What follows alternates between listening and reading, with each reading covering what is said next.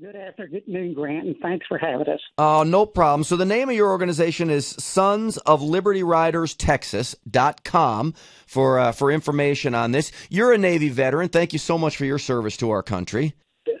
Thank you for it's incredible what we see going on. We're speechless with what we see happening to veterans and to our troops, the rules of engagement, everything that is just happening. So we felt we had to do something.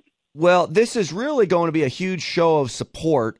Tell me what the ride will entail and what the ultimate goal of this is.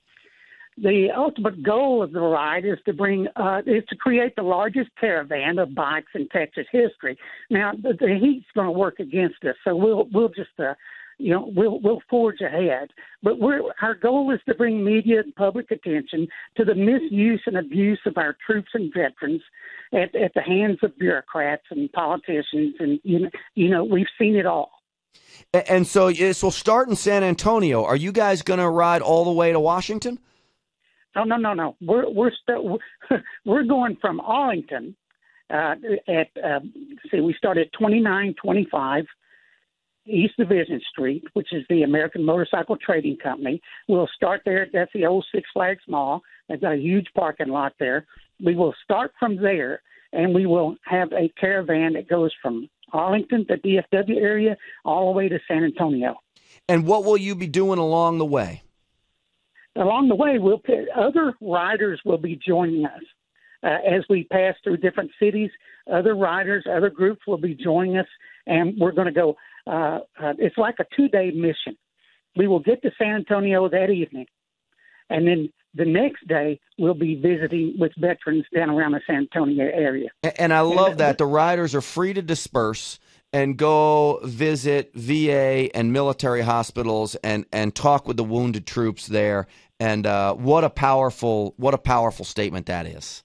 It really is.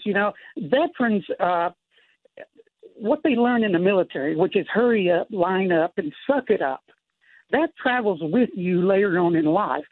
That's the reason you see the veterans lined up over at the hospitals. That they go in over there and, they sit out there in those waiting rooms for hours. Yeah. And then, they don't say much about it. And they do not like to complain. I've talked about this before on the show, and God bless them for it.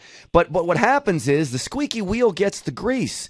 And so these guys, like you said, they fall in line, and then the VA system basically just takes advantage of them, runs ramshod over them, and most of these guys and gals don't say a word about it. That's exactly right. And you'll see some videos on our website, if you go there, that are just absolutely incredible. One of them is a video called Meet Sandra Meekum. It is a must-see. And Sandra Meekum, remind me, she is the mom. Is she a Gold Star mom? No. We have that's another part. Sandra Meekum is a 78-year-old blind lady that sat in a waiting room for 6 hours screaming for help. Oh, my God. At a VA hospital? Yes, in Las Vegas. Oh, my gosh. The stories, here's the thing. You could go around the country, and the sad reality is it wouldn't take very long to uncover stories like this at every VA hospital we have. Isn't that true? Every one of them. Every one of them. And speaking of Gold Star moms, we have Margie Agar, and I hope I'm pronouncing her name right, who is a Gold Star mom who's trying to bring attention to military suicides. And she is going to be there, and she is going to ride with us.